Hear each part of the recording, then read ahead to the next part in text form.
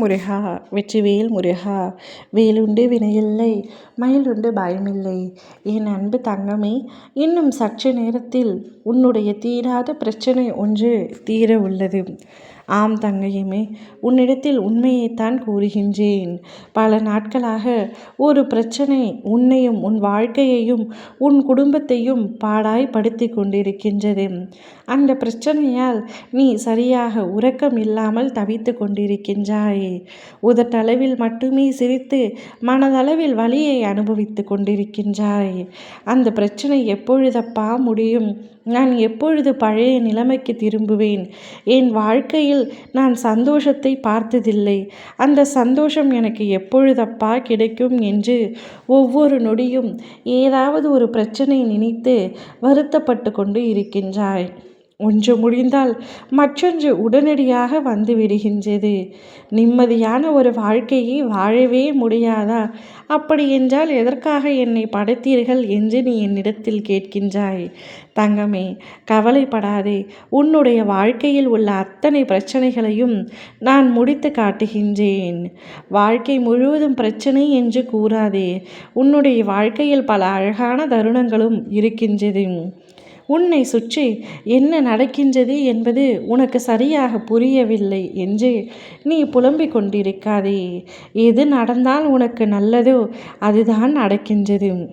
இந்த மாற்றத்தில் அவ்வப்பொழுது உன் லட்சியத்தை நிறைவேற்ற உறுதுணையாக இருக்க போகும் வாய்ப்பும் இடையே இடையே உனக்கு நான் தந்து கொண்டு தான் இருக்கின்றேன். எல்லாம் விரைவாக புரிந்தால்தான் செயல்பட வேண்டும் என்று இல்லை. என் மீது நீ நம்பிக்கை இருந்தாலும் போதும். நீ செயல்பட உன்னை சுற்றி பல நன்மைகள் நடந்து கொண்டிருக்கின்றது. உன் கவலைகளுக்கு மருந்தாக என் நாமத்தை உச்சரி. ஓம் சரவண பவ என்பதே இந்த மந்திரமே உன்னை காக்கும் கவசம். தோல்வியின் விளிம்பில் இருந்தாலும் உன்னை நான் காப்பாற்றுவேன். என் அனுமதியின்றி எவ்வித கெடுதலும் உனக்கு நேராது. சில விஷயங்களில் நீ தீவிரம் காட்டுவாய். ஆனால் நீ நினைத்தது போல் உன்னால் அதில் வெற்றி பெற முடியாமல் தவிக்கின்றாய்.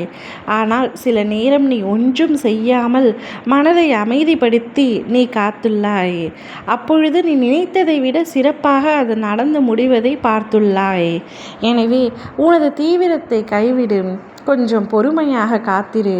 உனக்கானது நிச்சயமாக உன்னை வந்து சேரும்.